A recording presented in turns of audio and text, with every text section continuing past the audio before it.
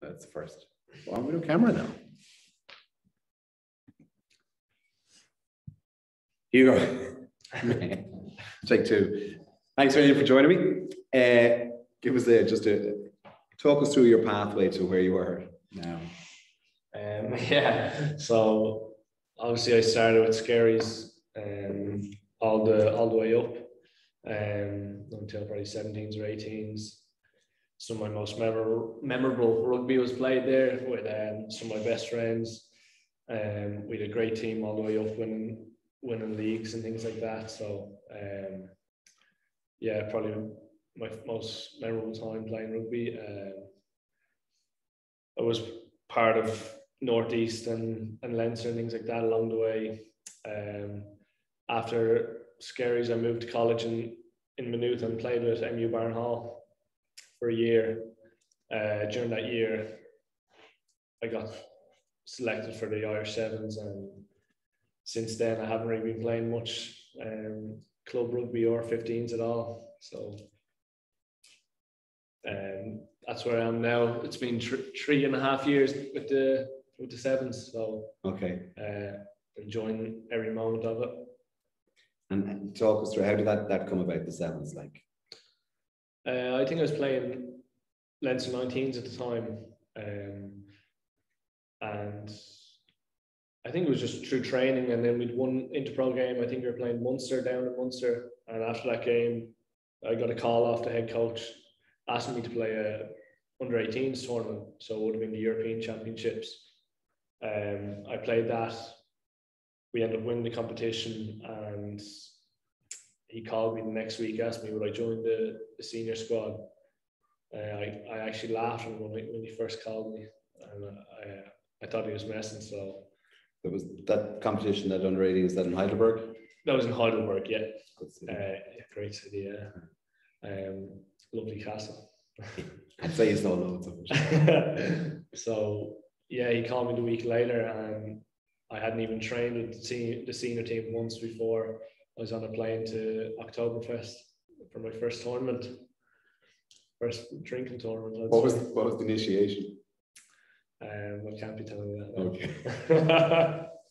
Okay. Okay. So coming out of school, what was your goal? What was your ambition? Was there one? I don't know. I never really thought of. I'd say as a kid, it was my ambition to be a professional rugby player, but it was nearly more a dream than I ever thought it would be reality, to be honest. So I came out of school and I said I wanted to get away for college and just live college life, really. And you went to Maynooth. I know, not a great choice. Living it up. I said I'd get away from home and enjoy myself, but enjoying myself didn't last long when I got called up for the Sevens. So no. I obviously had ambitions to go that far, but did I think it could be reality? Probably not. I got very lucky, and that's how things happen in sports. So yeah. And what is the reality of being a professional rugby player then? What do you have, a routine, a daily routine, or is it institutionalized in any shape or form? There's definitely a discipline to it, in the sense that you can't be late for any meetings, or you can't be late for training. Early morning starts, like we have to be in for 7 or 8 a.m. in the morning. So that side of things, there's definitely discipline, yeah. But I wouldn't call it institutionalized at all. And the logic for being in for 7 or 8 in the morning, is it to allow for you guys to train 2 to 3 times in a day, or is it to get pitch access, or what is the logic?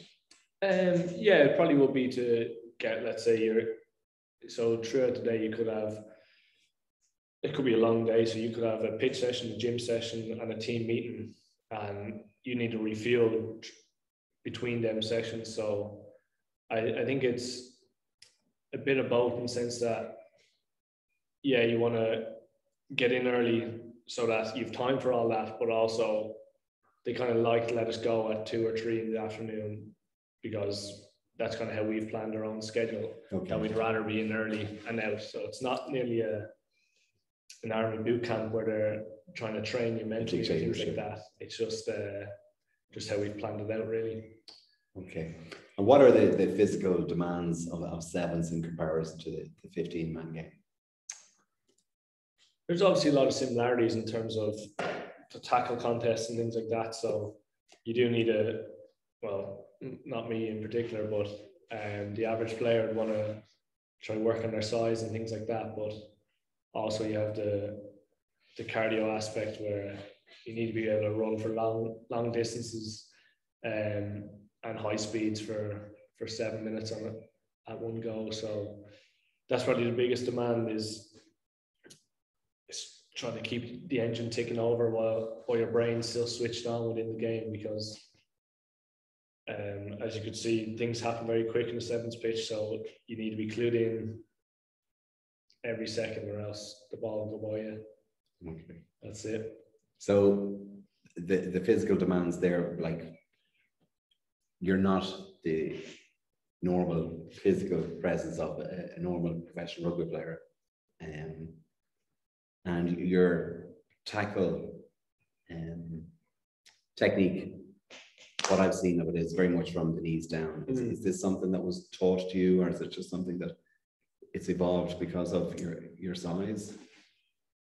Yeah, I think I soon realized at a young age that I wasn't the biggest, so one way of getting them down was just to go low, and because if not, I'd be getting a palm to the face or I'd be getting pushed back 10 yards. So that's probably where how I developed that sort of tackle, and it goes very well with sevens game, because you want to, maybe in 15s you want to make a dominant hit, but in sevens, the quicker you can get them to the floor, the quicker you can get on the ball, or one of your teammates can get on the ball, which is a big asset if you can chop tackle. So it kind of links with the game. And was it your dad who taught you how to tackle? Yeah, he was a big influence on my tackling. Funny enough, actually as a kid, I used to parents used to come up to me and say, "Oh, you're a great tackler, just like your father." And I used to believe them because I didn't know any difference when I was only 5 or 6. And only when I got older, I realized that every one of them was taking the mickey out of them. Yeah. Some great stories about your dad's defense, and the Phil Orr one comes to mind straight away. Yeah. You've heard it? I have heard it, yeah. It's true, I assume. I don't know if his story correlates with others, but he tells me that he made the tackle anyway. Yeah, it's not necessarily true. He may be lying to you. I'd pull him up on that one. So currently, you're in the process of trying to prep for the Olympics qualifiers. Talk us through what's going on there. Yeah, so not much has happened over the last year, as you can imagine. We've been training flat out 4 or 5 days a week, which is pretty grim considering you've nothing really to look forward to. Well, obviously now we do, but let's say 9 months ago we were slogging it out, waiting for this moment to come around. So we're all eager to get going. Last week we had our first tournament in the UK for over 14 months, so it was great to get out and finally play a bit of rugby for training for so long. We head off in 3 weeks for the Olympic qualifier, and it's do or die there. So we need to come out on top in that tournament to get our spot in the Olympics. Right, and I suppose I've lost my train of thought there now, so I'm going to move on and just talk about a couple of lads. You're playing away with Jordan Conroy, who's kind of a big social media presence on. Are you obliged to have a social media there? No, definitely not. Okay. Do you have a blue tick? I don't have a blue tick, no. Does he? I think he does, yeah. Okay. And is there any truth in the rumor that he's bringing out his own grooming range? There's talks in the final stages of that coming through at the moment. I'm not allowed to disclose anything, so it will be hitting the shops soon. Oh, great. And you said earlier on that you're not you never really expected rugby professionalism to be a career or anything like that. What is the reality of being a professional? What are the perks? What are the downsides? I think the perks are you're doing what you love for a job, which is something that I nearly take for granted in a sense. But coming home and seeing Connor at a desk or things like that might keeps me in shape. I don't want to know what he's doing at the desk. Dirty man. But yeah, things like that. It's obviously the perk, especially with the sevens. We get to see a lot of the world and things like that, so that's a great perk. And I think just the culture within rugby environments is just incredible. Just teammates, and I've been there only 3 years, but made some of the best friends for life already, which is incredible. I suppose as a 15s player or an Ireland 15s player, you might say a downfall is the spotlight and things like that. A great thing about sevens is not many know about us, so I can hide away and do what I want. It's fast changing, though. I would think. I think it's a great spectacle, and I think it's with time it will overtake the 15-man game. And I don't know whether the traditionalists will like that, but that's how I see it. I don't know whether you'd agree. Would you?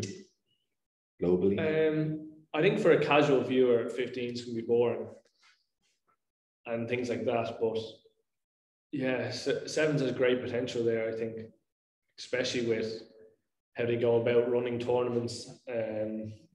Not sure if you've ever been at a sevens festival or that, but sometimes I wish I was in the stand rather than on the pitch, because the amount of fun you can have in the stand is just incredible. And I think for a casual viewer or somebody maybe who isn't into rugby, they can see it as a weekend away or a weekend out, whereas the 15s game can be boring at times, and hopefully that changes. They make different changes soon enough, because watching scrums all day isn't that appealing to me anyway. No. Growing up locally, then did you have any local rugby heroes like you, Uncle Billy there, who was also a international sevens player too? Yeah, that's funny enough you say it. Bill only said to me, I think I was a year or two into sevens before he mentioned himself playing sevens. So I think he played in the World Cup in Edinburgh it was. So yeah, I think Billy was definitely, I'm probably too young to remember him watching him live and things, but I've watched plenty of clips back, and although he played hooker, you wouldn't have known if he was in the centre, number 8 or out half. He just had skill for days. He could have played anywhere there. Yeah. He claims that the best player I think he came up against was obviously Skerries. He's still a HSBC ambassador. Have you ever come across him? Yeah, Skerries actually, I think he coaches Russia, or was coaching Russia last year. I'm not sure if he's still with them. And he came into our dressing room once, and obviously he's such an iconic figure in the sevens game. He was incredible. I don't know, he just seems to love Ireland. Oh, really? Yeah. So he came into our dressing room, and like all Fijians are the nicest people you'll ever meet in the world. But he came in and asked for a signed jersey. And I don't think lads have jumped up so quick to sign a jersey before. That's class. So I came across him there, and then he's an ambassador as well. So he'd be at the series and things like that as well. Okay. And then you personally, like, who have you got the luxury of playing against? Or? I wouldn't call it a luxury playing against some of the boys, but I'd say one person that springs to mind is Caleb Clark for the All Blacks. We played against him in Vancouver, so that was about 14 months ago, I think now. Probably the last tournament, nearly, wasn't it? Yeah, it was the last tournament actually. So he's just a freak athlete. He's built like a fridge, and he can move as quick as anyone on the pitch. The things he's gone on to do in last year is incredible, really, to think that I was playing against him and things like that. So he's just a class athlete and a great baller. Excellent. And so when you're traveling around like that, you're coming across the same players and the same teams all the time. do you have any social interaction with these guys, or is there? Yeah, you would interact with them, because it's different to 15s in the sense that you're not isolated from each other. In 15s, you'd be in different hotels. The only time you'd see each other is on the pitch, so it's hard to be friends with someone then, I suppose. Yeah. But in sevens, we're all in the same hotels. We use the same common area and things like that for food and things.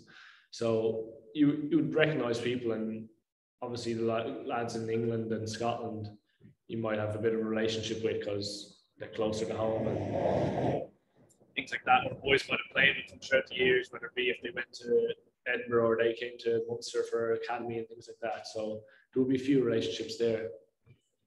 Okay. And what about the ladies? Is there much mingling between those? No, we're very much our own program and things like that. We train in the same centre, so you'd come across them and you would be friends with some of them, I suppose. But we're our own program and we run separately. Okay. And you've been really fortunate then to travel the globe and play in Dubai, Hong Kong, Sydney. Did you get to Hamilton? Got to Hamilton, yeah. Where is the go-to? If you were to say to somebody, this is the circuit, this is the venue to go, the Sevens Festival. You couldn't look past Hong Kong, I suppose. Okay.